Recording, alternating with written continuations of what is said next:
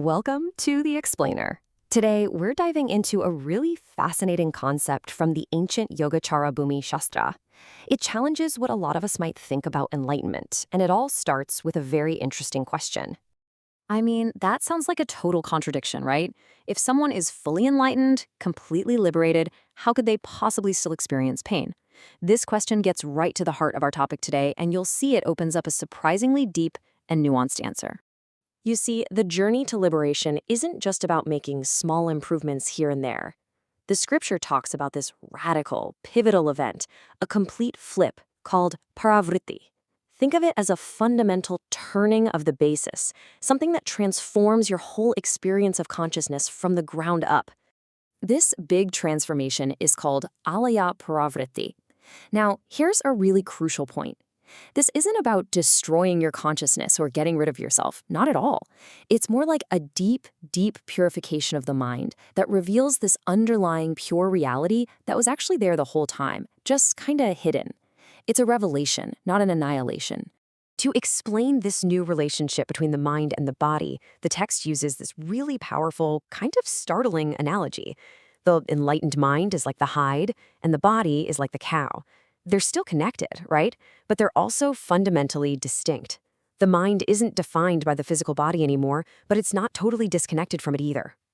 Okay, so keeping that transformation in mind, now we can finally understand the first of two states of liberation. This is a state an enlightened person can actually experience while they're still alive and walking around in the world. It's known as nirvana with remainder. And this brings us right back to that question we started with. In this state, the mind is permanently free from all the mental stuff.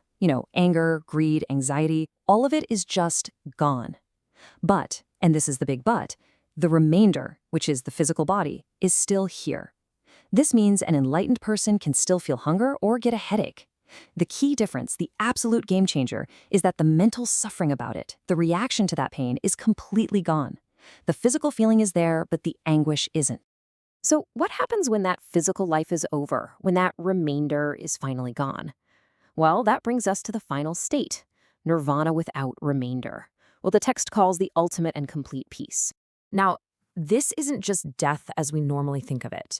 It's the absolute end of the cycle of birth, death, and rebirth.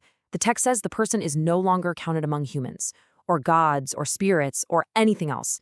They've totally exited the entire conventional framework of existence. So when you put them side by side, the contrast is super clear. With remainder, you're still in the world. You're still experiencing things through your senses. Without remainder, you're beyond any category we have. All suffering is over, and you're no longer connected to the senses at all. That's the huge distinction. One is freedom of the mind while you're here, and the other is freedom from conditioned existence itself. This, of course, leads to the biggest question of all. If you're no longer a being, and you're disconnected from your senses, what is left? Is it just nothing? A big empty void? The scripture totally saw this question coming, and it gives a surprisingly specific answer.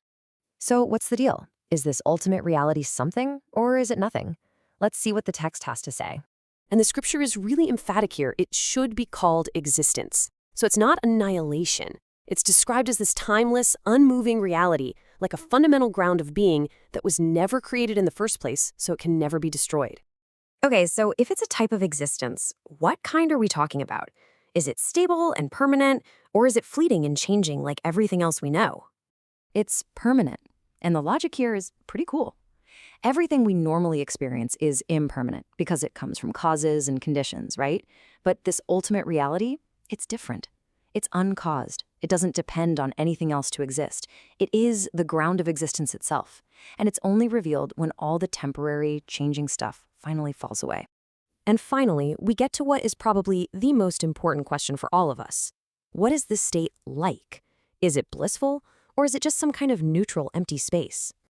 The scripture calls it ultimate bliss. But, and this is so important, it's not an emotion like the happiness we chase in our everyday lives. It's not a temporary high. It's the deep, unshakable peace that exists when all suffering and every single cause of suffering has been completely and totally removed. It's the inherent bliss of absolute freedom. Since words can't really do this justice, the scripture gives us these beautiful metaphors. This ultimate state isn't something new that gets created, it's the revelation of a pure nature that was always there. Like the natural clarity of water once the mud finally settles, or the pure, clear sky when all the clouds just drift away.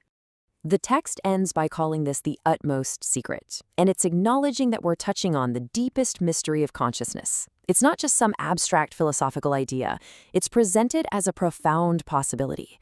And it leaves us with a final thought to chew on. What does it mean if our reality's true nature is a state of permanent blissful peace, just hidden right beneath the surface of our everyday lives?